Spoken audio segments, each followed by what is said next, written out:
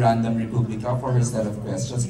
Before she asks her question, I'd like to ask Direk Shugo Praico. Direk, alam ko ang filmography mo. Itong genre na tong ginagawa mo, horror, something. I don't remember the last time you did a horror, pero tas mga madre pa ang milieu, di ba? Convento, Beaterio. Where was the may challenge pa ba for Shugo Praico doing a genre like this? Opo, ako ay at every project or every story, tinitingnan ko paano ko pa mas matututo. So parang it's a journey for me. Kaya sobrang thankful ako for the cast, for this cast, sila Carla, Loisa, yes. Sobrang game sila. Yeah. Sobrang game sila kahit sobrang physical ng mga eksena. Wala kang, as a director, wala kang mahihiling pa sa kanila. Every scene there are surprises for me sa ginagawa nilang atake. And very collaborative. So ang sarap makatrabaho cast like this. So thank you. So the challenge, may challenge pa ba? Parang hindi ba minamali mo na to? International acclaim din the challenge here, the biggest challenge here is yung recreating that milieu, 1775. Dapat napupuntahan namin yung set mo, kaya lang inulan kami, di ba may bagyo ng time na yun. Yeah. And because incidentally wala pa namang photographs noon. So what we had were drawings, mga illustrations to do with art director mo rin, ha? Yes, for production designers. And syempre, ang ganda ng script na nila JP, nila Noreen. So parang we had to put that, the text on paper sa picture, sa screen. So parang yun yung challenge niya. Miss Carla, top billing ganitong genre. Madre, ang gandang madre, di ba? Little something pa about your episode. Maganda po dun kasi parang pag madre po, makikita natin very holy, very pure, yung ganun po. Pero dito po, medyo, syempre gagawin po namin dark. Or ginawa po namin dark siya. So, kung tutuusin, parang hindi po natin isipin na vulnerable po ang isang madre, hindi po ba sa mga evil entities. Pero ito nga po, pinasok na sila ng isang evil entity. So, tingnan natin kung yun nga po. Actually, kita naman na po kung anong nangyari. Hindi po ba nag-start sa Beaterio po talaga. Umabot hanggang future po talaga itong evil entity. Ganun siya kalakas po. So, maganda din po yun. Honestly, yung pagkamadre. Maganda po yung atake na ang holy, ang linis po nilang tingnan, pero sisirain po yun. The servants of God, tapos gusto ng iring-iring na yung sa madre, di ba? May katakot-takot. Okay, I am now ready to give the microphone kay Miss Kay for questions. Hi, good evening. My question is for Richard and Carla. As two of the lead stars, ano na lang yung mamibigay niyong assurance sa moviegoers who will allocate their Christmas budget for this film? Assurance, you know, from the beginning of this this project, talagang, you know, I'm very thankful to Mr. Sen and Attorney Keith, because parang right now yung film industry natin really needs a boost. Parang ang advocacy namin is to really get people back into the cinemas. You know, we're doing our best here sa Shake, Rattle and Roll to get moviegoers back into the cinemas, to get families back into the cinemas this Christmas. And that was really the goal. That was really the vision for this. We did everything we can to give a good quality film. And for this film, I think yung moviegoers natin, sulit yung babayan nila. It's like they're watching 3 films in one. And then star-studded pa, look at all the cast members here. At hindi po ito lahat. Ulang pa po ito. Dapat po mag-extend ng isa pang tablado doon. Pero yes, I think sulit po ang magiging budget ng moviegoers natin sa Shake, Rattle and Roll. It's the only horror film ngayong Christmas. I think we can bring the entire family, you know. I think there's something for each member of the family dito sa Shake, Rattle and Roll. So, yeah, let's hope for the best, and let's hope for the best for the entire Metro Manila Film Festival. I hope it becomes a successful year for film, and I'm rooting for all the films this Christmas. Yeah, and welcome back again sa big screen, Chard. Okay, gusto ko pa sana talaga mag-entertain ng questions kahit ako, ang dami kong gusto tanongin, especially those in the back. But we only have limited time. We will entertain questions from Dondon Sermino and Alex Rosas. But before Alex, here's Dondon Sermino, who was dear friend of the Gutierrez family. Oh. Ayun ang mic, sa harap mo. Sorry naman. Ayan, of course. Ay, eto parang nakakatuwa kasi parang tribute na ito for Manilyn Reyes, since siya nga ang parang sa lahat ng cast talaga, siya yung pinakauna sa lahat. So 1990 ba ang Shake, Rattle, and Roll po? Yung 2, mga 87, 88. Parang nakalagay sa IMDb, parang 39 years ago. Yeah. Anyways, paano na lang yung experience before sa experience ngayon? Ano yung difference ng pag-shoot ngayon sa pag-shoot noon? Oo nga, alam mo, nakakatuwa kasi bata pati mga direktor namin. Ngayon? Oo, yung grupo, kumbaga, oo. Well, of course, walang masyadong difference kasi alam mo naman na may camera pa rin, may mga ilaw pa rin. Pero, dun sa pagdating sa mga eksena na, noon kasi hindi mo napapanood, wala ka pang monitor eh. Okay. Oo. So kung ano lang yung pag nag-grind kayo, kung ano yung laman nun, nasa isip mo, ganun kayang lalabas yun. Pero ngayon kasi you have your monitors already and you can see more or less kung paano siyang lalabas sa screen. Tapos, noon, with Tito Peke and Tito Lore, ang experience ko, kapag gumagawa kami ng eksena na lalo kapag hinahabol ako or gano'n, may music na pinatutugtog. Ngayon nalaman ko na meron pala talaga na. No? Meron na silang agmang music for that scene. So, merong difference and wala. Parang ganon. Kasi same pa rin naman. Although, syempre ngayon marami na tayong kagamitan. Marami na tayong equipment na bago. Kumbaga, kinukwento ko nga sa kanila na ang hindi lang nagbago pati actually is pag-step ko. Ito talaga medyo iba yung na-feel ko nung nag-step ako dun sa set natin, the first time. Sinabi na sa akin, "Hi, Miss Madeline, gusto niyo bang tinan yung set?" So, okay, sabi ko, pagpasok ko, konting kwento lang doon. And then, pagpasok ko, alam mo yung nanumbalik sa akin yung ginagawa ko noon. Pagpasok ko, it was dark, right? Tapos sabi ko, yung parang ipinikit mo, tapos, ito yung set ngayon. Yung set ngayon. Oo. So, bumalik ka sa time nung unang gumagawa ka. Totoo. Alam mo, kinilabutan talaga ako. Pag-step ko, sabi ko, tapos nakita ko na yung iba yung ilaw. Tapos iba yung mga nakikita kong giba-giba na gano'n.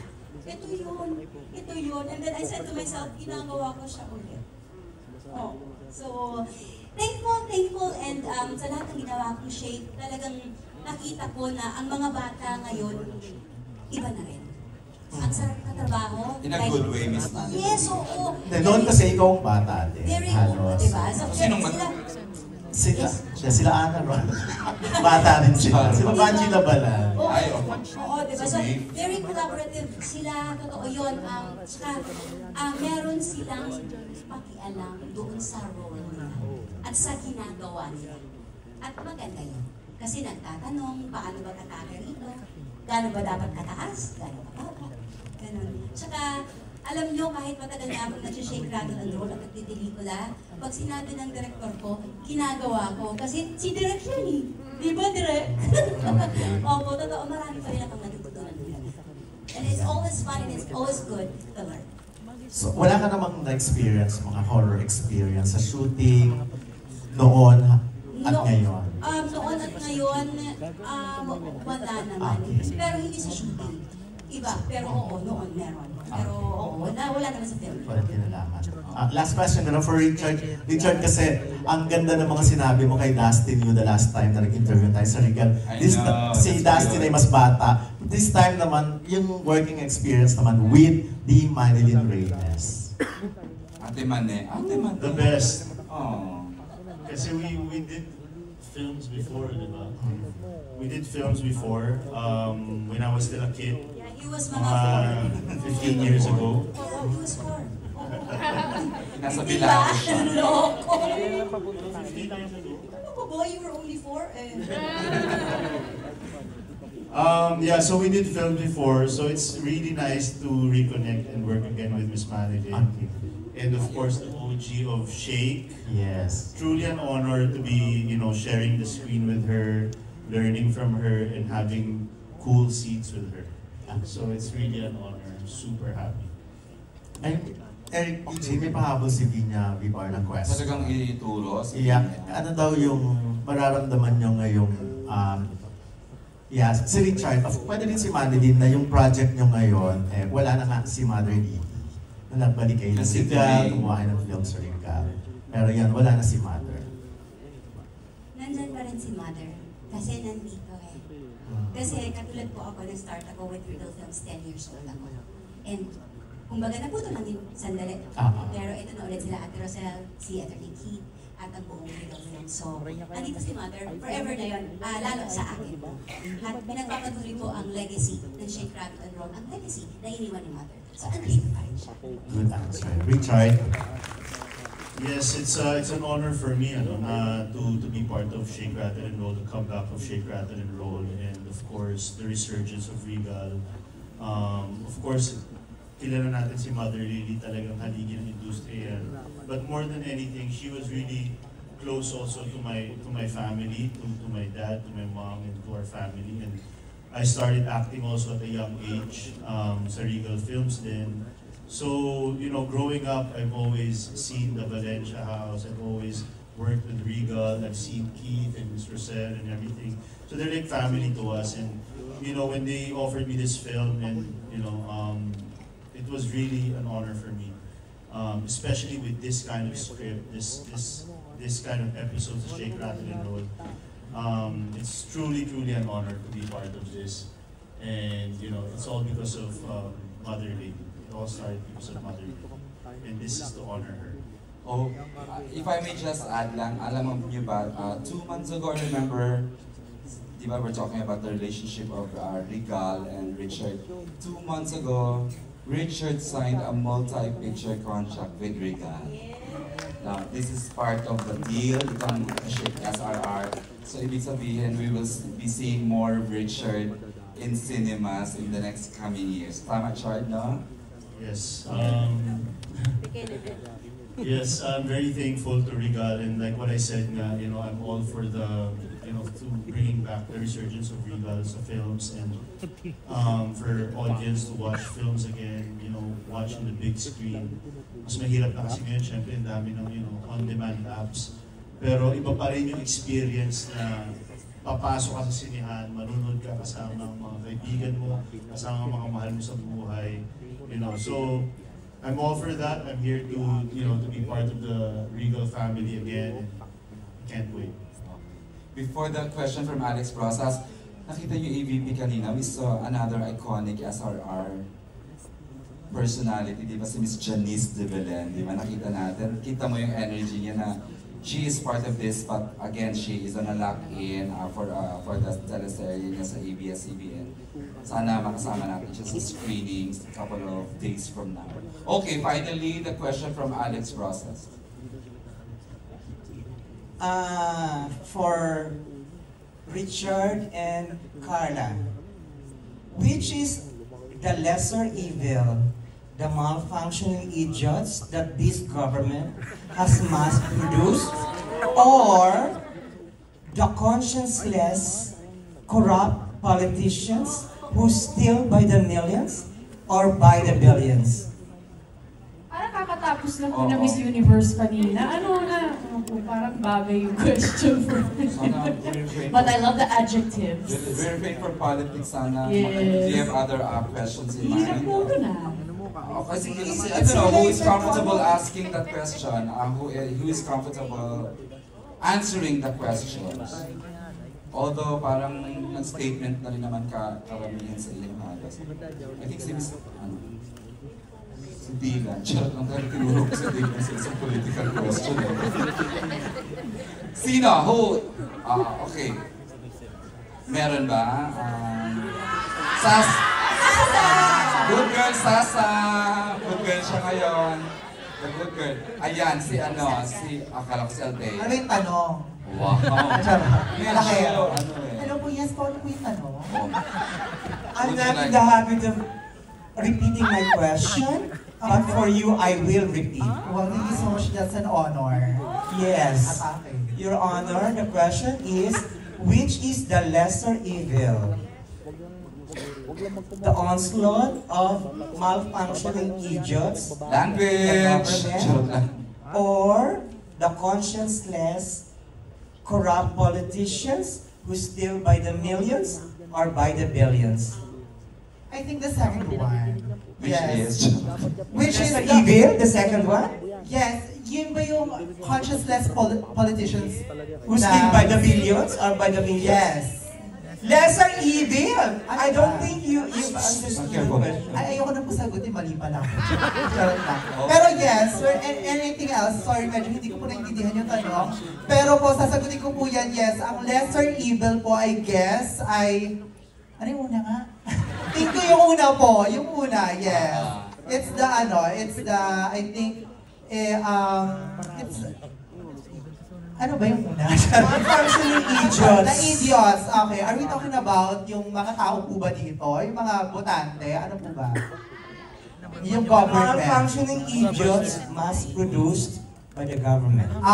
Okay, yes. Actually, yes. It's the lesser evil po. Kasi, to be honest, we are all just victims of this system, this corrupt system.